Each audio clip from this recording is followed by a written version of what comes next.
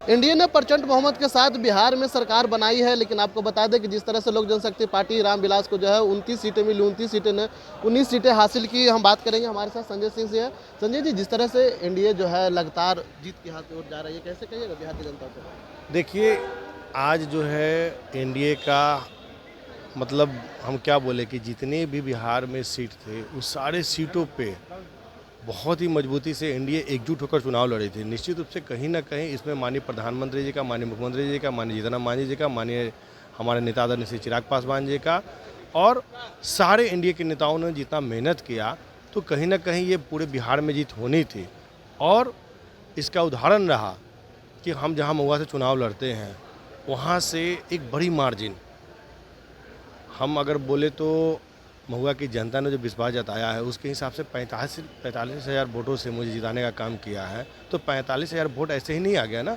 45 हज़ार वोट के लिए कहीं ना कहीं इंडिया की एकजुटता इसका सबसे बड़ा कारण रहा और हमारे नेता का बिहारी फर्स्ट का विजन एक कारण रहा और कहीं ना कहीं सरदार रामविलास पासवान जी का क्षेत्र था, यह भी एक कारण रहा। तो कई कारणों से मिला के आज के डेट में सभी जगह इंडिया के साथी चुनाव जीतते हैं। वहाँ से तेज प्रताप यादव खुद चुनाव लड़ रहे थे, जो लालू प्रसाद यादव के बेटे हैं। उन्होंने एक बहुत बड़ी चुनौती की थी, लेकिन वह त्रिकोणीय था। देखिए, आप लोग मीडिया के साथ ही इसको त्रिकोणात्मक बना रहे थे, आप लोग इसको आर पार की लड़ाई बता रहे थे, आंधी बता रहे थे, जीतता हुआ बता रहे थे।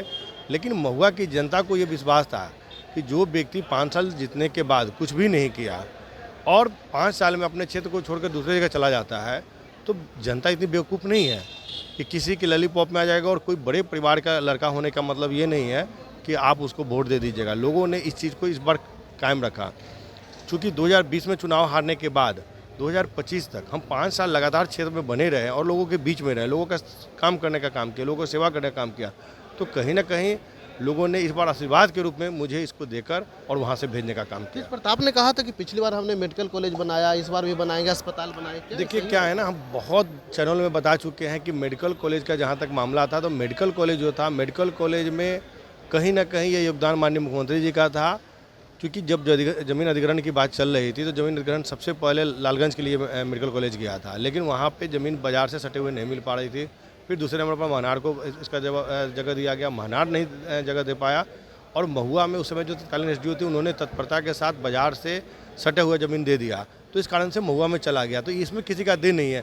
उसके अलावा उन्होंने बताइए ना कि अगर इतना ही विकास पुरुष थे तो उन्होंने और अगर काम किए तो फिर वो हसनपुर लड़ने के लिए क्यों चलेगा। और हसनपुर में 2020 से 25 में उन्होंने एक भी काम नहीं किया और जीतने के बाद एक बार गए, दोबारा गए तक नहीं।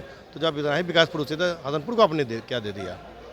एक अगर मुख्यमंत्री जी के द्वारा अगर मेडिकल कॉलेज मिल गया, उसको आप भजा रहे हैं, तो 20 से 25 आप बता तो दीजिए कि हसनपुर में आपने क्या किया।